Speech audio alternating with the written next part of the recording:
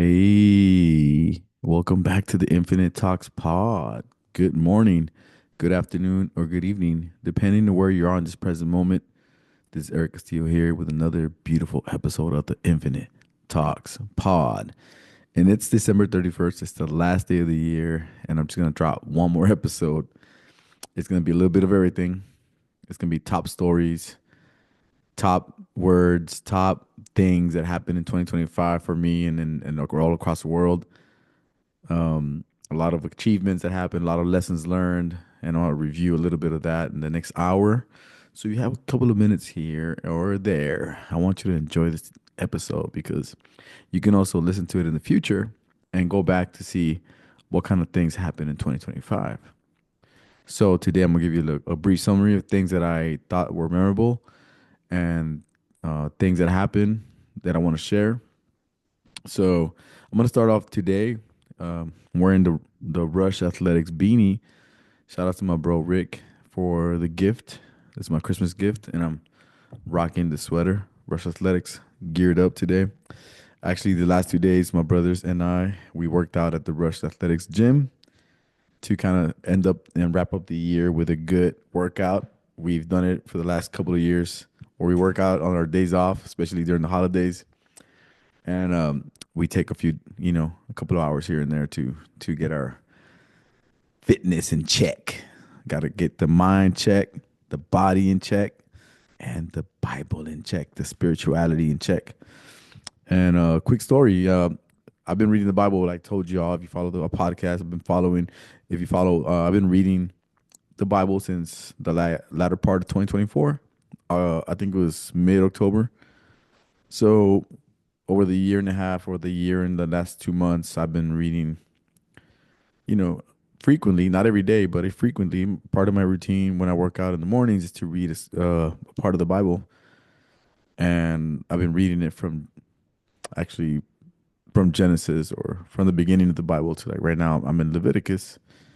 And I was telling my brother Jeff that Leviticus is a tough Bible chapter because it's very, very boring, but and it's very repetitive in a lot of ways. But I'll tell you, like, it's in a very important chapter. Like, it's at first when I started first reading, like, man, I just want to skip over this chapter because it's just saying the same thing over. But I was like, nah, I got to read it and you know stick with the discipline. Because I told him Leviticus is about discipline, bro. It's about grinding. It's about the rules. God gives you the rules, and He's giving out the blueprints to Moses and Aaron and the priest and the Israelites and everybody who he's mentioning in Leviticus. And pretty much I was telling Jeff, it gives you the do's and don'ts and what you have to do to follow, right? It's like motivation, discipline, resilience, grit, execute. And it was funny because we were at Rush, and I'm laughing because I was telling Jeffrey like what I felt about Leviticus, and then I look up and Rick at Rush Athletics, he has a bunch of statements or like words, right? He has words to say motivation and discipline and resilience, hard work, and stuff like that. And I don't think he has hard work, but I think it's just like grit. Actually, he has grit and execute. I was like, dude, all of those words fit into Leviticus because as I'm reading it, I'm like, it's a hard chapter, it's a boring chapter, but you got to do it. You got to read it. It's God's word. So I'm like, all of these words are making sense to me as I'm digesting and marinating through a lot of these key chapters in Leviticus, all these, Bible verses. And it's a tough, I'm not done with it. Actually, it's funny that today, by coincidence, I've been reading it like on a consecutive, every other day or every week, every once or twice a week. And I eat, I eat, well, I eat the word, I eat the word, I digest it, but I read, and where I leave off, I continue the next day. So I started from the beginning and I haven't stopped, and I'm gonna continue reading until I finish the whole Bible. The funny thing is that today, when I looked at the page, it says New Year's Day. I was like, "What? How did it know and synchronize with me that today is a New Year's Eve, and it's telling me what you have to do for New Year's Day?" I was like, "Oh Lord, Leviticus, New Year's Day, like damn, I'm damn, not even love. That's love, man. That's love. That's God talking to me, bro." And I was telling Jeff, and we were like, "Man, we were just talking about how it's really important to do the hard stuff, the discipline stuff. Staying active, trying to eat healthy, trying to eat balanced, trying to get your mind ready, your body ready, your spiritual side ready to combat and to do whatever you need to do on your daily basis, wherever you work, wherever you are, who are you're with, your significant others, right? Your family. To be the best version of yourself, you need to be good in all these areas, and you got to work in it on a daily basis. It's not like it's boring sometimes. Like, oh man, I got to eat healthy, or I can't eat that today, or I need to watch certain foods, or I got to read today. I get to read today. I get to eat these things today. I get to, hang out with my family. I get to do things for my family. Yeah, yesterday I had to clean the ceilings, and they're like, I have high ceilings. Thank God. Praise Jesus.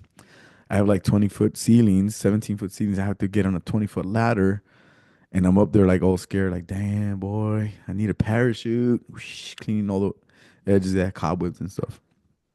My wife's like, dude, you got to clean this. All right. End of the year, thanks. I got to clean this. My day's off. Boom, boom, boom, up there.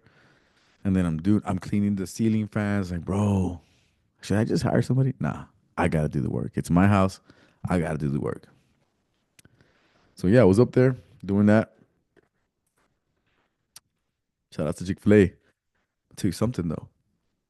So you gotta do the work. You gotta do work on your body. You gotta work out every day. If you don't work out every day, at least try to work out every week. Do something active. Be out there. It's mind, body, spirit. You gotta read or pray once or twice a day or throughout the week. I try to do it daily. And God talks to you, bro. Once you start talking to Him and just lead the way, lead the path. Breathe, and then you'll be there. So it's not easy doing all these things that are kind of boring because nothing exciting coming out of it. It's not like, oh, you get a response or you get a something tangible at the moment, but you got to do it. All these hard things, discipline. So for me, Leviticus is pretty much discipline. So that happened today. We worked out. Actually, Jeffrey didn't pull up today because he's feeling sick, but I was there with Rick, and he's training with Marcos Raya. Shout out to Marcos Raya. He's a up and coming MLB player from Laredo. He's been training at Rush these last couple of days, and he's been training there for the last year or two. Every time he comes down in off season. So shout out to Rick for making that happen with Marcos, and for them like doing what they got to do to stay in check and get ready for the season. And shout outs to everybody he trains there, man. Rush, just an amazing vibe there. Like you go there and you just feel like it's hard work. It's you got to do what you got to do to be the excellent athlete. An excellent athlete, it comes from mindset. It comes from physical ability to put it in the work and then executing at the end of the day. So at Rush Athletics, you get that. Check this out. Merch, more merch coming soon. To the brother Rick, shout out to him for putting this together. This is a really nice sweater. I love this sweater. I didn't fit to this sweater last year. I was a little bit chubby. I lost a couple of pounds this year. I gained more muscle because of Rush. No, but so yesterday, my wife and I were like, "Hey, let's get some Chick-fil-A for breakfast." And after Rush yesterday, I was like, "Man, it was too late. I couldn't get breakfast." So today in the morning, I was like, as soon as I leave Rush, I'm going straight to Chick-fil-A and holla at the Chick-fil-A, get that chicken biscuits, Chick-fil-A biscuits. And I went. I had my Bible right there next to me. I was like, "It's gonna be a good day today." Pull up. There's nobody. Like usually Chick-fil-A is packed and stacked with people. Today I pull up, one car. Badass. Go to the like not even a person. You know how usually they have persons in Chick-fil-A taking your order? You just go straight up to the machine and like, the and you say, "Hey, I want this and this and that," and then they put you up. Took me like 2 minutes. Not even, probably less than that. I get my biscuits, and then as I'm leaving, she's like, "Man, sir, would you like to try a free Chick-fil-A iced coffee?" I was like, "Yeah, yes, heaven, yeah." So she gives me the cup, and I was like, "Are you serious?" And she's like, "Yes, go ahead, sir." I was like, "Thank you so much, man. Yeah, we're not here to rate the Chick-fil-A biscuits. We're not here to rate the coffee. We're here to rate the tacos." I'm playing. Shout outs to Taco Fiend, Tio Taco. But yeah, I got the coffee, man. I kind of like, I was like, man, that's fun. I feel like a huge, I can't even describe it, like feeling of serotonin, I guess. Like as I was driving away, I'm like, man, that was, nobody has done that in a while, like giving you something. And Chick-fil-A, shout out to Chick-fil-A. I don't know if it's just because it's the last day of the year or because it's a Wednesday. My wife says they usually do that on Wednesdays. Like, oh, burn my trip. But no, it felt good to get something for free, and like I wasn't expecting it. So I was like, ooh, I feel good. It felt really heartwarming. And I was driving back home. And I'm like, man, we're gonna have a good breakfast. The last breakfast of 2025. It's small. The biscuit, a lot of calories, but it tasted good with some jam on it and everything. Well, yes, that's been today. And thank you for listening to the Infinite Talks podcast. Bye. I'm playing. I'm playing, guys. Tricking you. Now we're going to go into deep dives. So, 2025. It's been a long year. I've honestly, I thought it was a fast year, but then I started reflecting. I was like, man, this year was long. There was a lot of things I did this year that was crazy. It's beautiful. I mean, first of all, I was part of several projects throughout the year for what I do at work, which is like work with young children. They have disabilities or all kinds of delays, and I'm able to reach out to them and make sure that they have the services that they need. And one of the most important things for me is to really identify these families because I don't want them to slip through our fingers and not get the services that they need before the age of 3. And then that way, when they go into the school systems, they get out of ECI, which is what I do, early child intervention.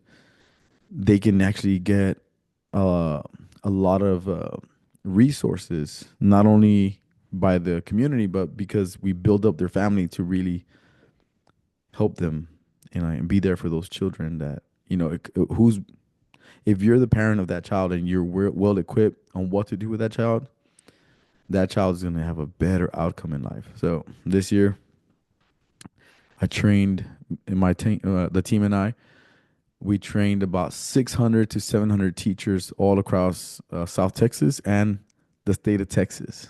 So I'm very proud of that. We trained them on how what to train them about how ECI works. Because a lot of people don't know. ECI is a nonprofit organization that helps children all across the world, or all across Texas, United States, with special disabilities. If they have a disability that like Down syndrome or if they have autism or they're born with any kind of thing that affects their development, we're there to help them between the ages of 0 to 3. As soon as they're born, we can help them all the way to age of 3. It doesn't matter. It doesn't matter how much income they have. If they have low income, they have high income. If they have no income, it doesn't matter. As long as they reside in Texas or somewhere in the States, they can get these services. So this year, we trained childcare teachers all across Texas in person and virtually. And I think overall, I think it was close to 1,000 because in person we trained about 600 to 700 people, and then virtually we did about 300. So roughly about 1,000 childcare teachers all across South Texas and in Texas. And I think that was a great achievement for me because it was ongoing every week throughout the months, making sure that I'm well versed in what I'm going to say, making sure that when I relay this message to the people that they're able to digest it and also, practice a lot of things that we're talking about so that these kiddos, if they identify them, can get the services. So it's awesome to have that accomplishment this year. Thanks for God for giving me, thanks to God for giving me the opportunity and being part of a great team of child care trainers here. So it was myself, Vince, and Anna. Shout outs to the Child Find team. We did amazing this year, rocking numbers.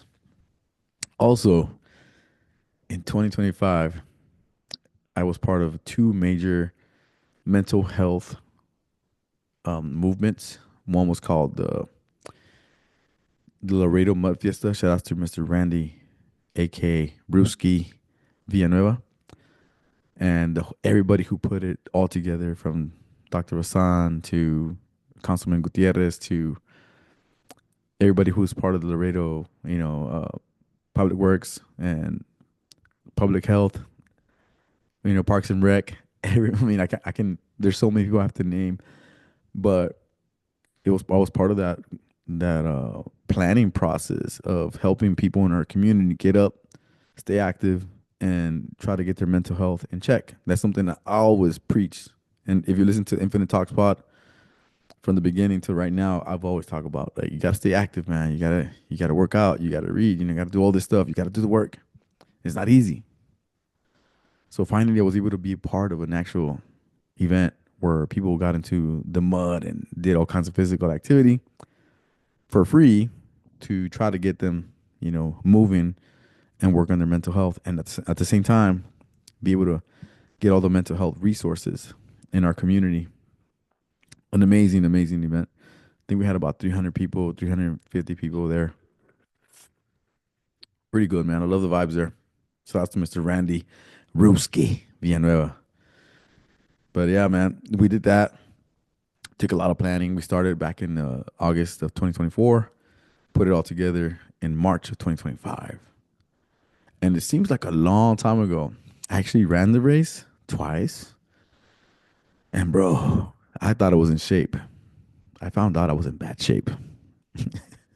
Running through a mud field or a mud course, Laredo Mud Fiesta, it was fun because we did it as a team. Like the ECI team was all running together. And we had a couple other folks from other, I think it was Dr. Silva and his staff. We were all running together and trying to finish the course and as fast as possible. It is not a time course, but we want to do it as fast as possible. And it took us about an hour, man. So for an hour, they couldn't find me at the Laredo Mud Fiesta. But yeah, that was fun.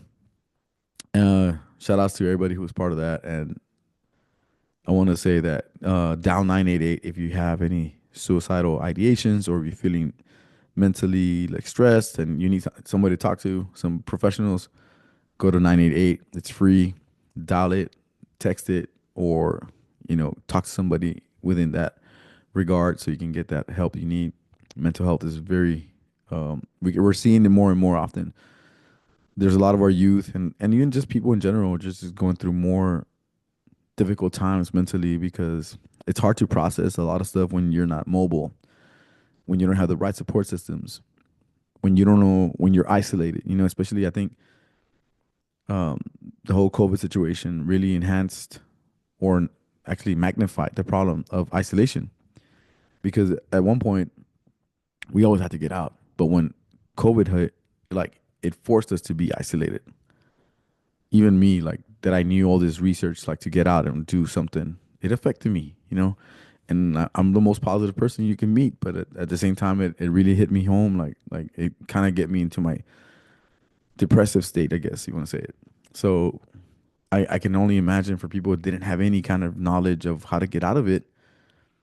And even having all the knowledge, you can still go down that rabbit hole of depression and isolation and all the things that it comes with it. So it's we wanted to get make sure people were out there and finding the resources that help with mental health issues and anything from diet to physical activity. We had a lot of gym memberships out there.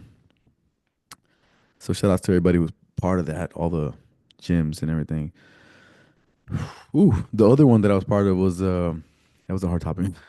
The other one that I was talking about, the other is the Trail of Hope 5K run, which it was a it's like a hybrid of the Laredo Mud Fiesta. Pretty much it was a run over there by shout out to council person or council Miss Vanessa Perez. She was amazing with sponsoring us and helping us with making sure that it was done right. You know, giving us all the resources. And we were. She was a mayor pro temp at that point. I don't think she's right now, but she's a badass person. So we were there. We did the run, the 5K run, but it had a lot of obstacles in between. It was tough. I did that one once. I did it once, not twice this time, just once. And it was rough, man. That one time that I did it 1 o'clock in the afternoon with Randy. Shout out to Randy Ruski. And shout outs to Pete Signs the third. Shout out to him and from Spotify. We did that run. They helped me out a lot because I was struggling, bro. Like I told you, I know I'm in pretty decent shape when it comes to like working out and stuff, but when it comes to running and doing all kinds of activities like that, bro, I was done. I was gassed. I was gasping for air. My belly was popping. Like if I had a beer belly, well, I do kind of. But it was crazy, and I did it, and I cried because that one, the Trail of Hope, was to bring awareness for suicide, in our community, especially for the military veterans, which is, I think it's 17 die every day by suicide. Want to bring awareness to that and make sure that the veterans, and not only them, but the community in general at large, who are going through mental health crisis, that they know about 988. And 988 is important and it's simple, and they can come across somebody who can help their lives, man. And it changed it all around. And when I ran through that race, I was just thinking about all the, people that died by suicide that I know. And when I finished the race, I just let it all out. I was crying. I was like, man, I couldn't believe that I was holding that in, because, sometimes when you're young, you don't understand, like when things like that happen and you don't really process it right. And you probably hold it in and you don't show your emotions. But that day, I was just crying, and Randy and Pete were like, "Yo, you okay, bro?" Like, nah, I just had to let it out, man. I've been carrying that out for years, and this race helped me to process that and make sure that I'm able to reach out to as many people as possible and let them know that 988. Not only that, but like just prayer and having the right support system and doing away with the wrong connections, making sure that we have the right connections and understanding that there are resources and people that care, and there's a lot of things you can do to be the best version of yourself. And sometimes we don't feel like that. We don't feel like the best versions of ourselves, and we're like, man, I'm not worth with this. I'm not worth that.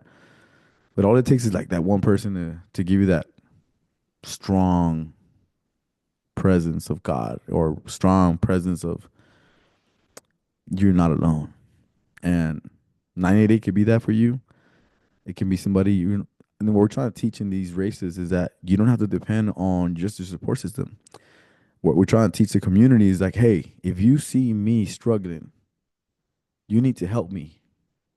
If I see you struggling, I gotta go help you. I'm not gonna just leave you there alone.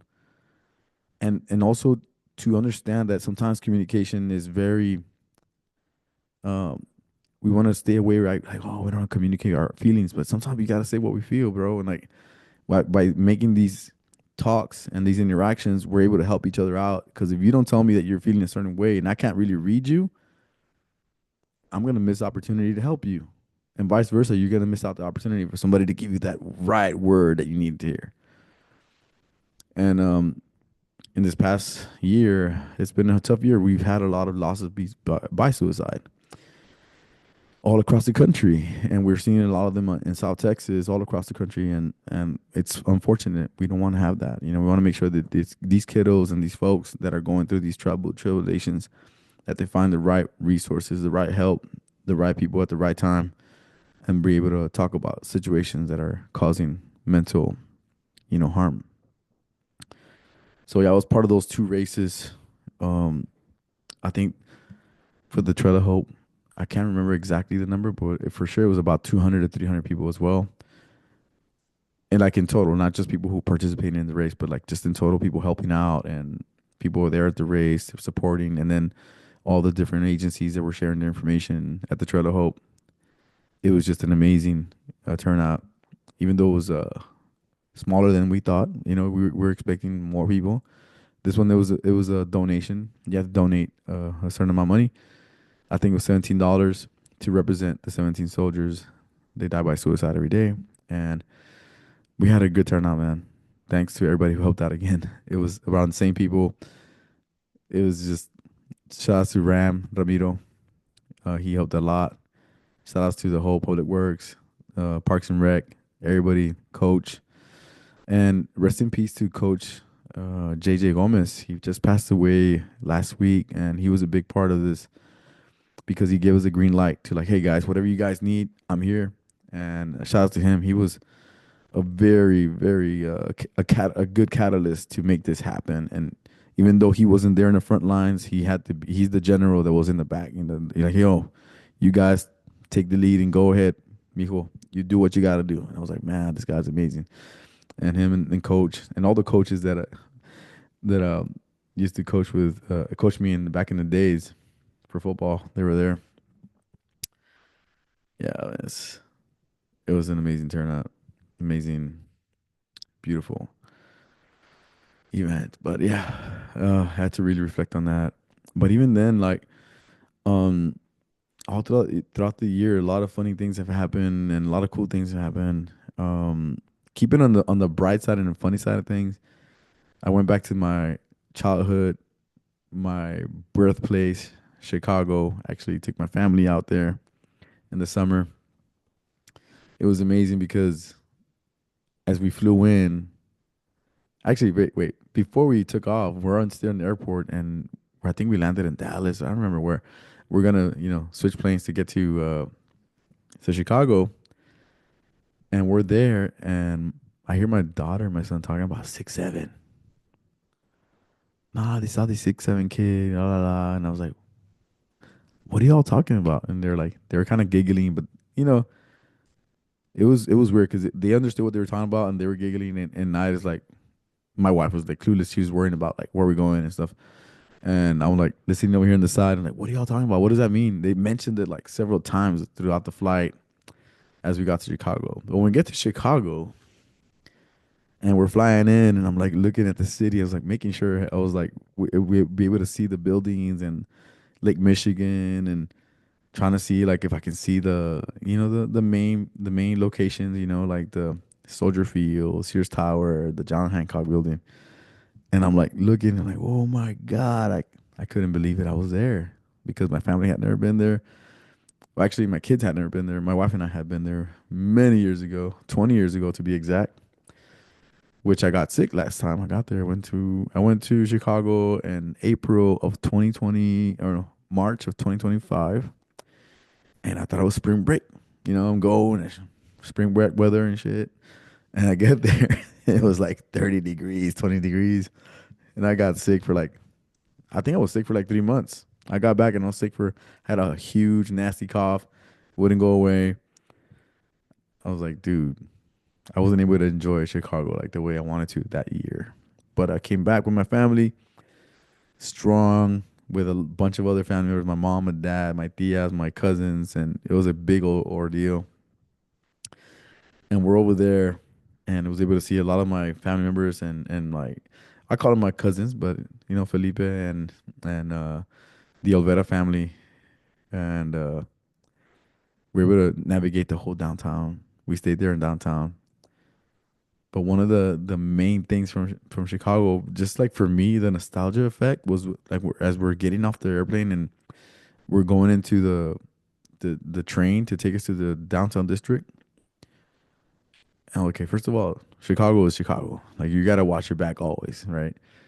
And as soon as we get off, I'm like, okay, third eye open, make sure everything's okay. Make sure my kids are there. And it's just a big city. We haven't been there in a while. But then we get to the train and we're driving. I mean, it's taking us to the downtown area, but we go through all these neighborhoods And I'm like, bro, the neighborhoods looked exactly the same from when I was a kid. They haven't changed a bit. The brown, the red, the tan, the bricks, they were all the same colors that I remember. The trees being huge, basketball courts everywhere, parks everywhere, graffiti everywhere. And getting to Chicago was just the nostalgia factor for me was just amazing. Like to be able to bring my kids I would always tell them stories about Chicago and all the things that I used to do as a kid there, and they were able to like now see it with their own eyes, feel it, smell it, taste it, everything, bro. It was cool, bro. It was really cool. Took them to the John Hancock building where they were doing like the what do you call it? I don't even know what they call it, bro. But you get in like the last window and you go like that and you look over the city. Saw fireworks with July the 4th weekend. It was fun, bro. It was so fun. And and then we ate some good food over there. Really good food. We walked a lot. We were able to, get on the transit. I went to Soldier Field, even though there was no games and it was closed. There was a door open and we walked in, but I was like, no, I don't want to risk it and get in jail. We walked in like there was an area. It was Soldier Field. I think it's on the opposite side of where everybody goes in or something like that. And there was a door that was open, but it was like a garage of some sort. And I'm walking in and like we're looking for a restroom because Eric needed to pee, my son. And like, dude, where do we go? Where do we go? And like, there's no restrooms around here. And then I was like, Eric, Nemo, dude, you're gonna have to pee right here outside of Soldier Field. So the rest is history. Took a piss in Soldier Field. A story for the ages. The frozen Soldier Field. Actually, it was so hot that day. It was so hot. We ate some good tacos there in the bean, the Chicago bean. We were there downtown and we're taking pictures. I was getting hungry. Like, dude, let's get some food or something. She's like, what do we get? I was like, there's food trucks there. I want to try their tacos in Chicago. Like, I want to know how legit they are.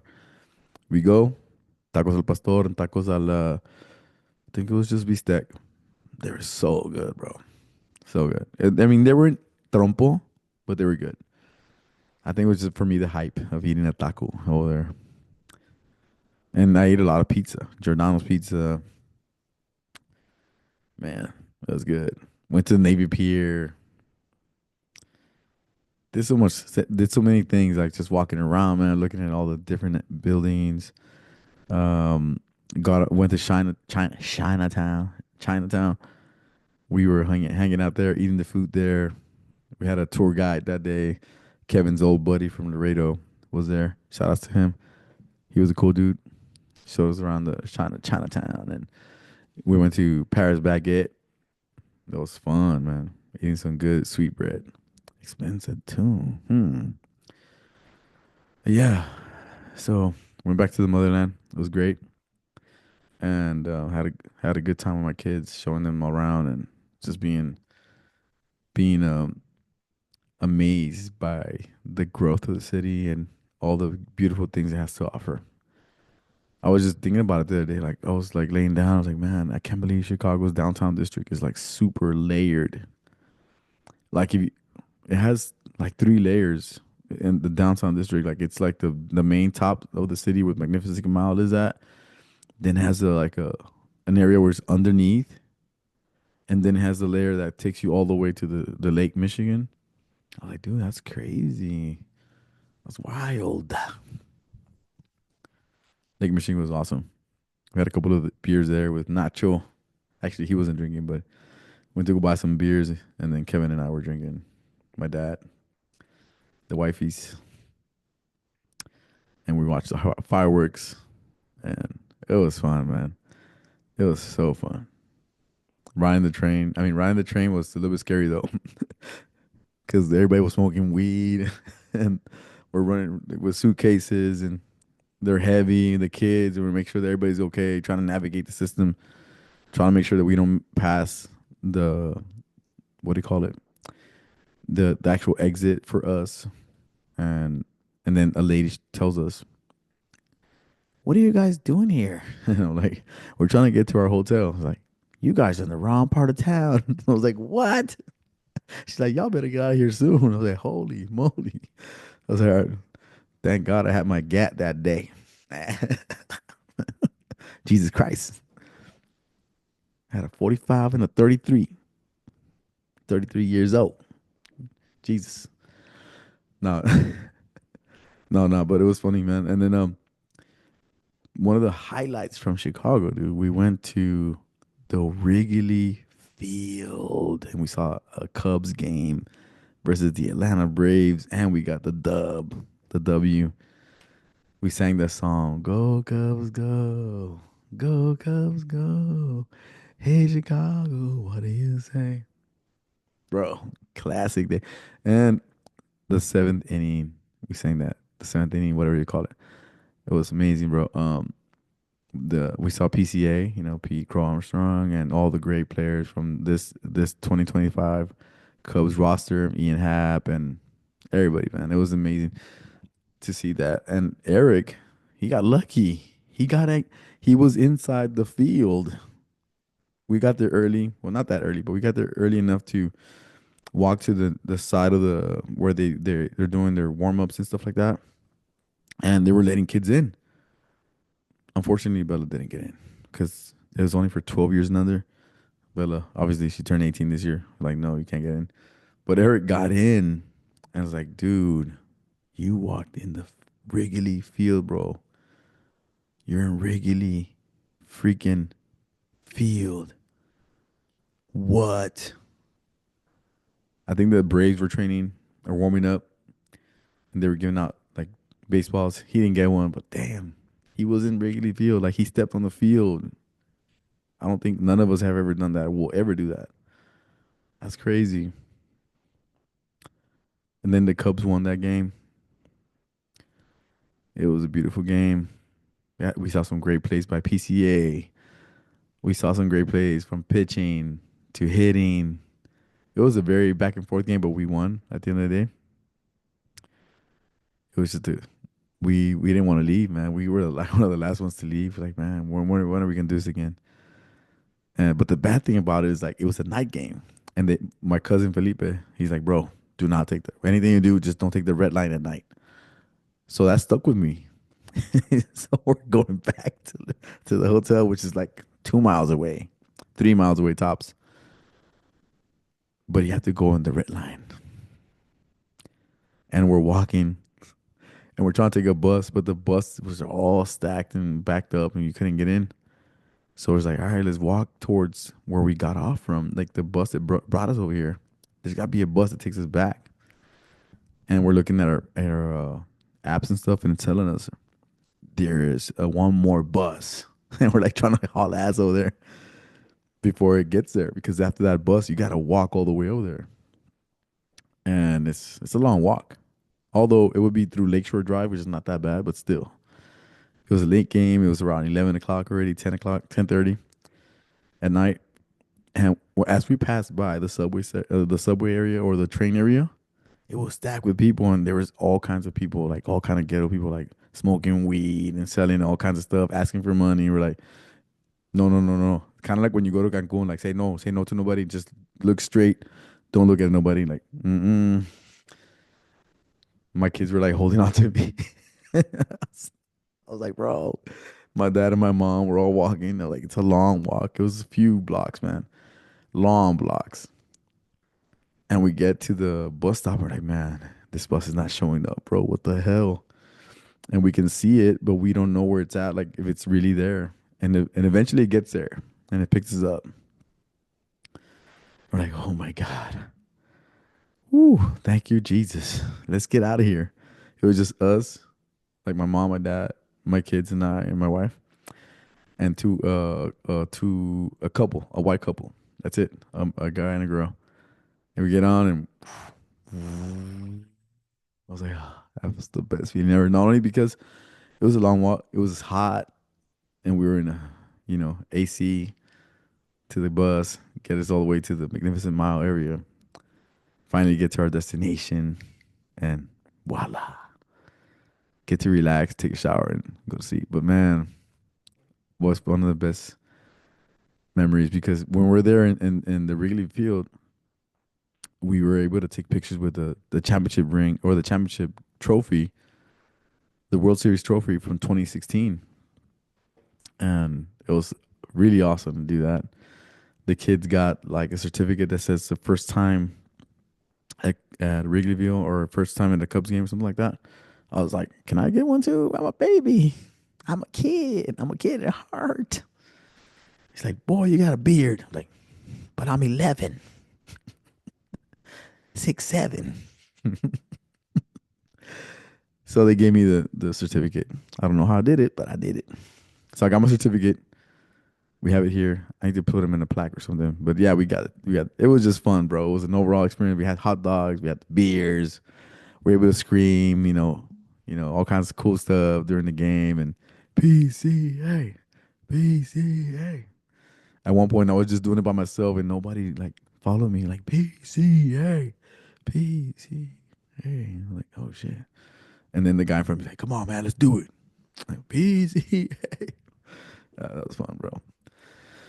Ooh, yeah, Chicago was awesome.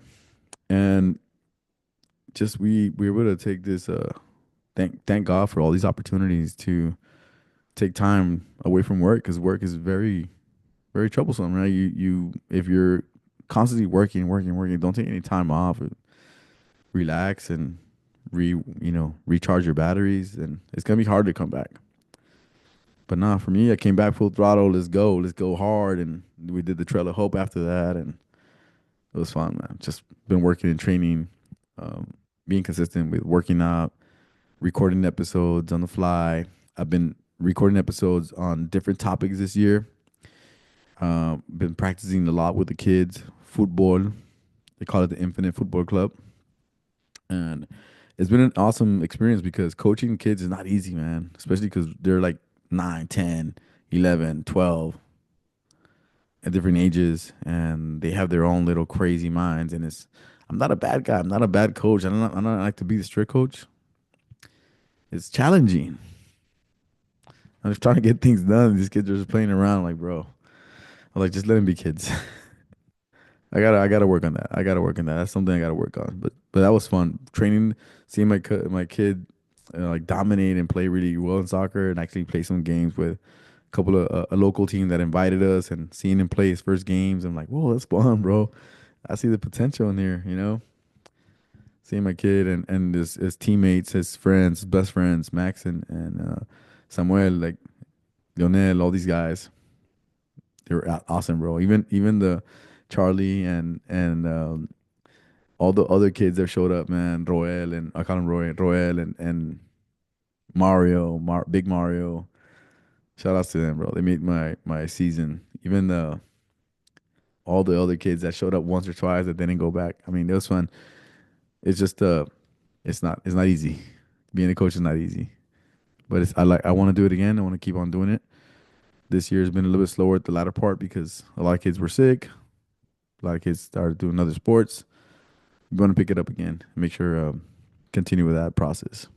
It's a really good avenue for me to stay active too, because it's another way for me to start. Like I always play pickup games with them at the end with scrimmage, and it's just fun for me to teach them like a little bit of the moves that I've learned over the years, and want to keep up that trend. So also this year has been a year where I've introduced different topics.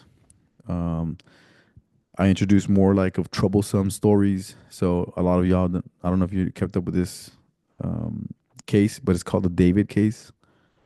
That one blew up in my not on TikTok, but like on my actually the Spotify had like thousands of listens and downloads, if you want to call it.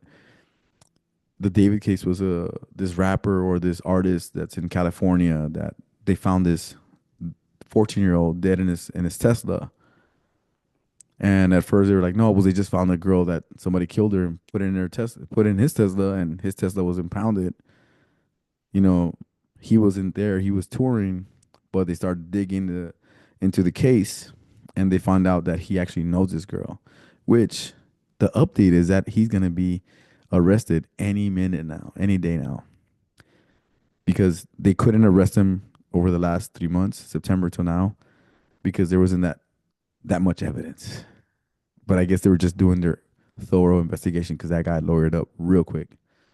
He lawyered up, and it was really hard to process anything as far as making sure that they have the right information before they arrest him, because they didn't want to just arrest him and then he gets off and then it's hard to prosecute him and stuff like that. But yeah, I'm praying for Celeste. That was the little girl that passed away that he might have murdered or that he has something to do with that. They found him. They found the girl dead in his Tesla. Supposedly they had a relationship. He's 19 or 20 and she's 14. She was 13 when they started dating, or 12. And very nasty case, bro. This guy was mentally unstable, or is, and did something to do. He had something to do with her death, and she was found decomposed in the trunk of his Tesla. And there's a lot of footage of them together. It's just crazy, bro. So that I talked about that, but also talked about like I spun it like on a positive twist, like yo, even though these things are going on, we need to communicate with our kiddos. We need to provide them with intelligence about what not to do, what to do. Have empathy, because at certain ages you think you know it all, and you might be having wrong behaviors. Things that are going to affect you for a long term. And for this girl and this guy, it seems like it's a doomsday, because this guy is actually a really good what do you call it? Artist. He's a really good artist, makes good music. But now all this talent is gonna be thrown out the door because he's involved with this kind of case. And then so I've been talking about stories like that. Also, I've been talking about like all kinds of positivity and all that stuff. But one of the main things about this year that in the latter part I talked about is the hip hop. Something that I never really shared. It's a part of me that I never really shared, but I've grown up with hip hop. Like I grew up with listening to late '80s all the way to now hip hop, and I was like, I need to share some of that because I know a lot of my listeners would relate to a lot of stuff that I'm saying, because I know the demographic. The demographic for this podcast is from, like, the major part is like my age group, like 40s to 60s, 35 to 60. So I want to talk about a lot of that music because I know, and that era of hip hop, because I know that a lot of y'all can relate to that. So in the latter part of these episodes, I started the Yo Infinite Raps, podcast, or Infinite Raps episode segments. And on those episodes, you just listen to me talking about the early days of my experiences with hip hop, and kind of going through what happened in each year, like 88, 89, 90, 91. I think right now I'm 92. I already did 92. I'm going to do 93, 94, all the way to 2000. And then it's been fun talking about that, because even just me going back to like thinking about all these different artists that I listen to, a lot of them I never bought their music, but I heard their music. A lot of them I wanted to buy their music, but I couldn't afford it back in the days. A lot of them were like those one hit wonders that you forget about, and you're like, oh shit, I remember that song, or I remember that artist. What happened to them?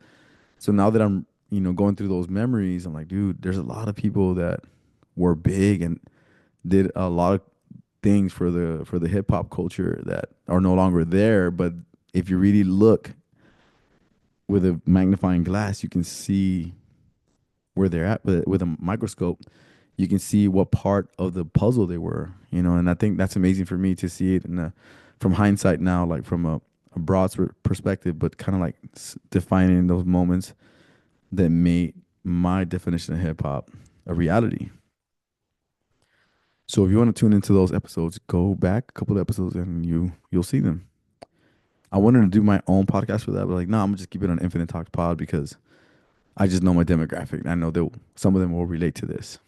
Not everybody, but even if you don't, if you listen to it, you'll be like, oh, okay, you'll understand a little bit of what happened in hip hop during that era, and maybe have a better understanding of what's going on now. Because I don't know. Also, one of the things that happened this year, a lot of slang. I wrote a bunch of words, man. Let me go through them real quickly before I wrap it up today. Let me see. Let me see. Where are the words at? Where are the words at? I wrote all the slang words of 20, no, not the 2025, but just, it was generation words. So in the last few years, I've learned a lot of words, but the words for this year were 6'7". Actually, it was the top, one of the top words of 2025 was 6'7". It's not even a word. It's actually a phrase. Hello, I'm there. But yeah, 6'7" was one of those words. And then mogged, which means like somebody looks better than you or you look better than somebody. Uh, I just heard a one, that new one that's called you bald. You know ball. I was like, huh? What does that mean? Like she's like, oh, that you know a lot. I was like, okay. Eric and Bella, they put me on. So main character energy, NPC, cap, no cap, skibbity, bussin, gyat, Riz, cooked. Everybody using cook now. I heard older folks saying cook. You're cooked. I was like, it's catching on, bro. IRL, you're a sweat, pushing peas. I don't know what that means. Pushing peas. Sus. Oh, that's a hard. That's an old one. Um, bot lobbies, mood, cloud chaser, main character energy, Gucci, flex, bet, bruh, sigma, demure, goaded, fit check, lit, Ohio, simp, him, you're him, I'm him, crash out. I hear that a lot, and it's just all these words are funny, man, because these kids are, oh, sick. Sick came back again. I remember when I was in the early 90s, sick was like a thing. Everybody here in the radio was like, that's sick. I'm like, that's healthy, bro. What do you mean that's sick? I don't like using that word. And then now a lot of kids are saying that, like, that's sick, bro. I'm like, bro, you're 6. You're 7. You're 8. Nah. Yeah. Um, a lot of cool things in 2025, man. A return of Stranger Things, which is a little bit of good and bad. I was waiting for it, but man, I don't like it when like shows wait for too long and then that you lose interest and like when they come back around, like, bro, I'm done. I'm watching it just because my kids want to watch it. I don't really want to watch it for my sake, but I'll watch it. But it's not my cup of tea anymore. Like, today actually is the last episode, so I might watch it. But then what else? This year was just Larry June, bro. Like for me, Larry June, hip hop, he did amazing. Larry June has a lot of hits. He did one with 2 Chains. It was amazing, bro. With Alchemist making all the beats. If you like hip hop, go check out Larry June. He's like the Barry White of hip hop. And then we have Mob Deep making a album called Infinite. You gotta check it out, bro.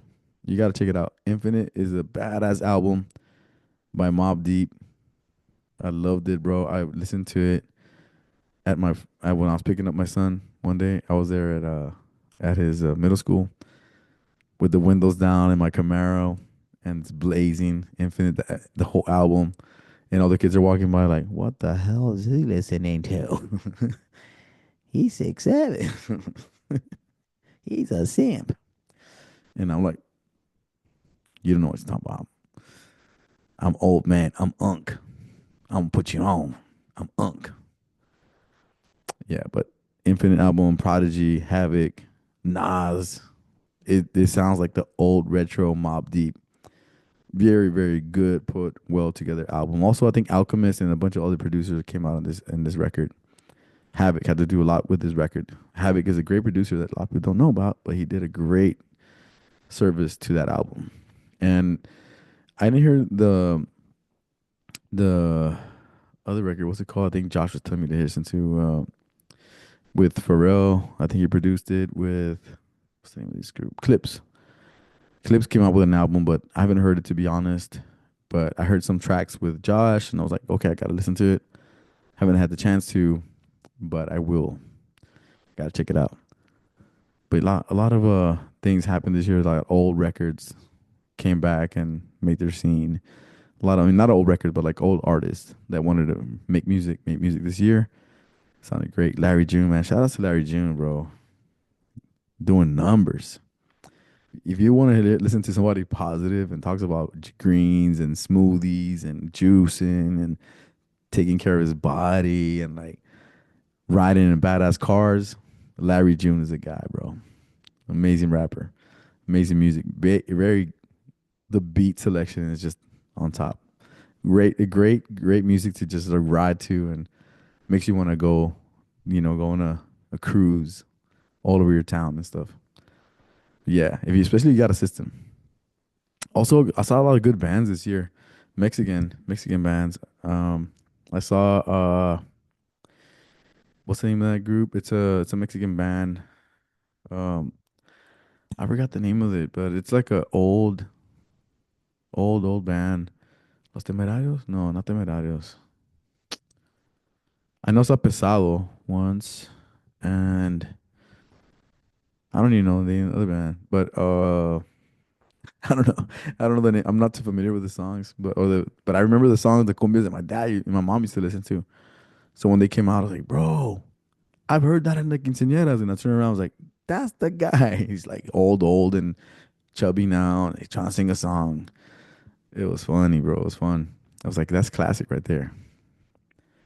El Poder del Norte, I saw Poder del Norte. That was badass. I went to the rodeo here in Laredo and watched him there. And actually, it was a Poder del Norte and that band playing that band played first, and then Poder del Norte played last, and they wrapped the show. It was really good. Although the main singer has another singer replacing him, but he's there. And but it was just nostalgia, That was early 2000s for me, and that's when I met my wife, and we kind of clicked and we bonded and all that stuff. So it took me back to those era and making sure that we keep up that connection, strong bond. And yeah, man, 2025 in a nutshell has been a great year. A lot of lessons learned. Like it's not nothing's easy. You're gonna do something, you better plan ahead, and sometimes you don't have to plan too much. You just gotta go, and then as you go, try to figure out and make the modifications and the changes to whatever you need to do to make it accomplish. And also speaking up for yourself, and not holding back. Sometimes, like you gotta show your respect and your worth. Sometimes. But 2025, what a magical year. So many accomplishments, man. And going into 2025, my daughter's a senior, and 2026, she's going to be graduating from high school. And it's just, I know it's going to be a very challenging year for me because, like, I'm going to have to see my daughter graduate from school and be like, "Ooh, I don't want you to graduate. I want you to be a tiny little baby. Please, I want to be a daddy forever." Which I am, but yeah, seeing my kids grow is rough because you want to see them as kids, tiny kids, and it's challenging. As a dad, you're like, man, why can't you just be like a 2 year old and 3 year old and 4 year old? Now you got to be 11, 12, and now you're 18 and no. Don't make me an old man. I don't want to be an old man. Nah, I'm playing, bro. Hey, but shout out to everybody tuning in. Thank you so much for checking the Infinite Talks podcast. Thank you so much for being a part of this this frequency. Thank you for 2025 for being a listener, no matter where you're from, what part of the world you're from. I think there's like 71 countries that listen to this podcast. I looked at the map geographically and was like, wow, 71 countries or something like that. I actually made a sweater. I sold the one to Jeffrey. Thank you for buying it, Jeff. But I know I could have made it better. I'm gonna work with this year on how to make it happen so it can look legit, kind of like the Rush Athletic sweater, and it can have my Infinite Talks pod in the front, and in the back it's gonna be the world tour, baby. Everywhere the podcast has been listened to. So if you're not in one of those countries, make sure you tune in and share this episode so you can be part of the sweater that's coming up and possibly a beanie. But yeah, blessings in 2026, gratitude in 2025. May God protect you, bless you, send you health, love, peace, and blessings, lots of abundance, wisdom, and that God continue to guide us in the right direction and every single opportunity that we get to make a good impact in our communities, our loved ones, and anybody that comes into our frequency, that God is there to guide us always. The King of Kings, the Lord of Lords, Jesus Christ. Thank you so much. Remember, we are not a brand. We are frequency.